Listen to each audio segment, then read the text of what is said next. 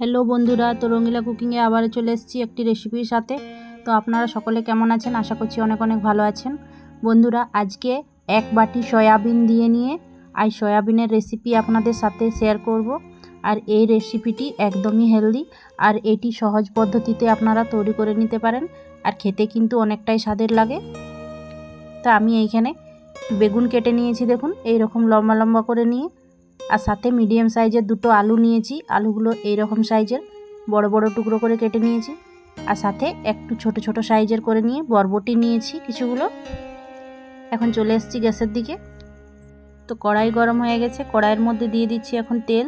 তো 2 চামচের মতো এখানে সরষের তেল দিয়েছি। সাথে দিয়ে দিচ্ছি এইখানে আগে থাকতে যে ফুলিয়ে রেখেছিলাম 1 বাটি সয়াবিন। তো সয়াবিনটাকে খুব ভালোভাবে এখন হালকা করে ভেজে নিচ্ছি। তো তেলের মধ্যে দিয়ে নিয়েছি।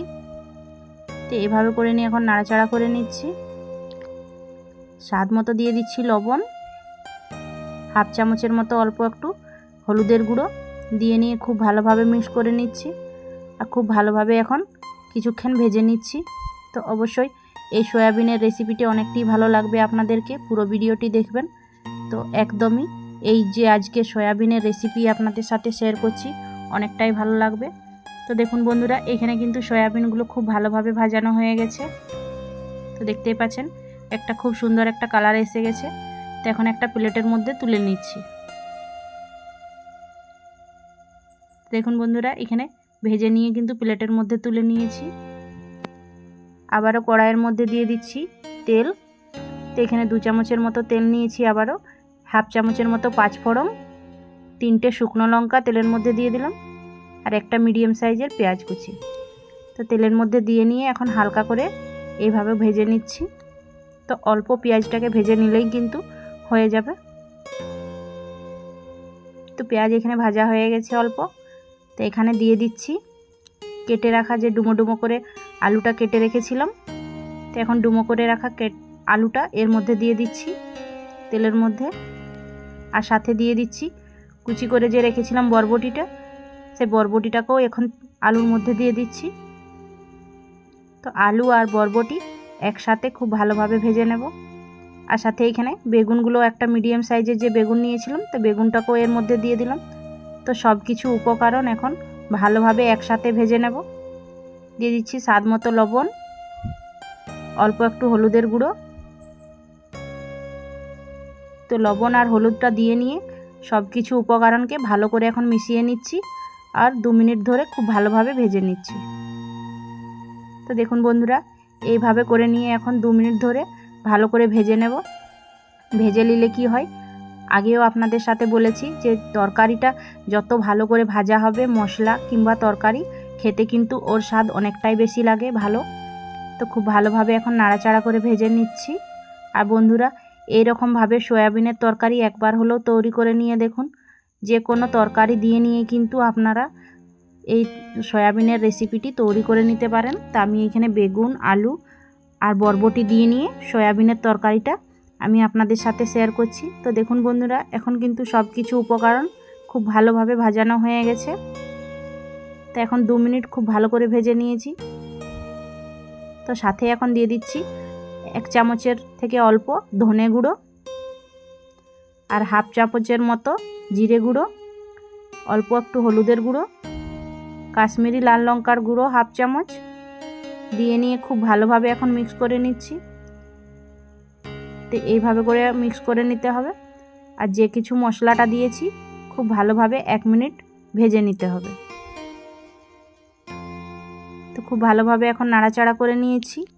এখন দিয়ে দিচ্ছি অল্প পরিমাণে একটু জল। তো আমি অল্প পরিমাণে একটু জল এড করেছি যেন মশলাটা খুব ভালোভাবে ভাজানো যায়, তার জন্য। তো দেখুন, এইভাবে করে খুব ভালোভাবে এখন মিক্স করে নিচ্ছি, আর মশলাটাকে 1 মিনিট ভালো করে ভেজে নিচ্ছি। তো এখন 1 মিনিট ভালো করে ভাজা হয়ে গেছে। এখন দিয়ে দিচ্ছি আদা, রসুন আর লঙ্কা বাটার পেস্ট। এখানে আমি 2 চামচের মতো দিয়েছি। দিয়ে নিয়ে খুব ভালোভাবে সব কিছু মিশিয়ে নিচ্ছি, আর মশলাটাকে খুব ভালোভাবে এখন 2 থেকে 3 মিনিটের মতো এখন ভেজে নেব। তো এইভাবে সব কিছু আদা রসুনের পেস্টটা দিয়ে নিয়ে ভালো করে মিশিয়ে এখন 2-3 মিনিট ভালো করে ভেজে নিচ্ছি। তো মশলা যত ভালোভাবে ভাজানো হবে, খেতে কিন্তু রেসিপিটা অতটাই ভালো লাগবে। তো এইভাবে করে এখন 2-3 মিনিট খুব ভালোভাবে ভেজে নিয়েছি দেখুন। তো একদম কিন্তু মশলাটা আমার খুব ভালোভাবে শুকনো শুকনো হয়ে গেছে। তো এখন উপর থেকে দিয়ে দিচ্ছি ভেজে রাখা সয়াবিন। তো এখন ভেজে রাখা সয়াবিন দিয়ে দিলাম, অল্প পরিমাণে একটু দিয়ে দিলাম জল। তো জলটা দিয়ে নিয়ে কিন্তু খুব ভালোভাবে আবারও নাড়াচাড়া করে নিচ্ছি, আর খুব ভালো করে এখন ভেজেও নিচ্ছি। তো অল্প অল্প জল দিয়ে কিন্তু মশলাটাকে খুব ভালোভাবে ভাজিয়ে নিতে হবে। তো এখন কিন্তু মশলা কিন্তু খুব ভালোইভাবে আমার ভাজানো হয়ে গেছে এখন 2 থেকে 3 মিনিটের মতো। তো এর মধ্যে এখন আমি দিয়ে দিচ্ছি একটা মিডিয়াম সাইজের টমেটো কুচি। তো আপনারা চাইলে টমেটোটা পেস্ট তো বানিয়েও দিতে পারেন। আর স্বাদ মতো দিয়ে দিচ্ছি হাফ চামচের মতো চিনি। তো অবশ্যই চিনির ফ্লেভারটা দিলে একটু খেতে বেশিই ভালো লাগে, তার জন্য আমি দিয়েছি। তো খুব ভালোভাবে এখন নাড়াচাড়া করে নিচ্ছি এইভাবে। তো কিছুক্ষণ এইভাবে নাড়াচাড়া করলে কিন্তু টমেটোগুলো অনেকটাই গলে যাবে। তো দেখুন বন্ধুরা, খুব ভালোভাবে কিন্তু এখন ভাজানো হয়ে গেছে। তো বন্ধুরা, আজকের রেসিপিটি আপনাদের কাছে কতটা ভালো লাগছে অবশ্যই কমেন্ট করে নিয়ে জানাবেন। আর বেগুন আলু দিয়ে সয়াবিনের রেসিপিটি, এটা কিন্তু অনেকটাই দারুণ লাগে ভাত কিংবা রুটির সাথে কিংবা পরোটার সাথেও কিন্তু আপনারা এটা তৈরি করে নিয়ে দেখতে পারেন, খেতেটা অনেকটাই মজার লাগে। তো বন্ধুরা, এখন কিন্তু খুব ভালোভাবে সব কিছু একসাথে ভেজে নিয়েছি, আর মশলাটা কিন্তু খুব ভালোইভাবে ভাজাও হয়ে গেছে। তো এখন দিয়ে দিচ্ছি আমি পরিমাণ মতো জল। তো পরিমাণ মতন এখানে দিয়ে দিচ্ছি জল। তো এখানে আমার জলটার পরিমাণটা লেগেছে 2 বাটির মতো। তো একটা বাটি নেপে আমি এখানে জলটা দিয়ে নিয়েছি। আপনারা ঝোলের পরিমাণটা কীরকম রাখবেন সেই অনুসারে জলটা দিয়ে দেবেন। তো এখন খুব ভালোভাবে মিক্স করে নিয়েছি। এখন একটি ঢাকা দিয়ে দিচ্ছি 5 মিনিটের মতো, সব কিছু যেন ভালোভাবে সেদ্ধ হয়ে যায়।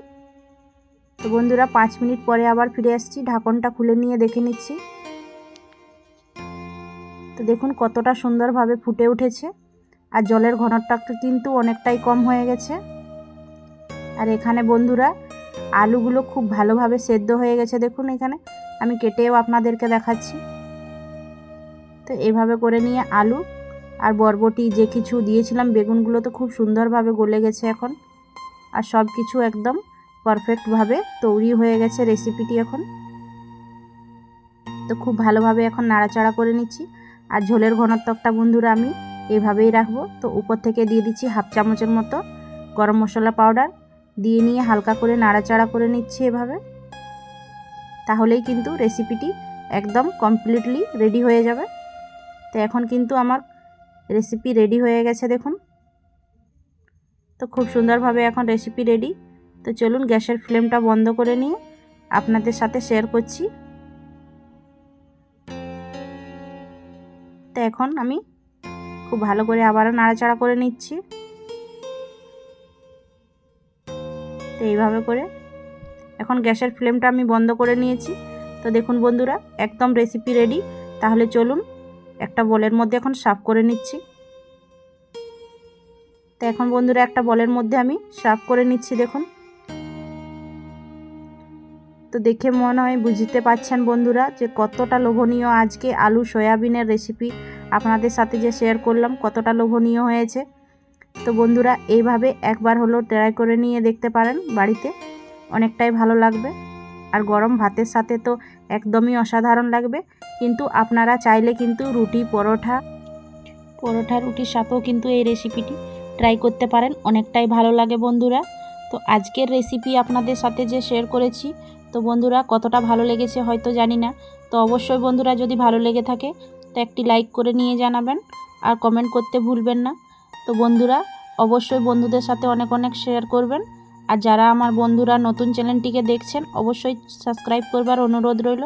তো আবার একটি রেসিপির সাথে চলে আসবো আপনাদের কাছে। ভালো থাকবেন, সুস্থ থাকবেন, টাটা।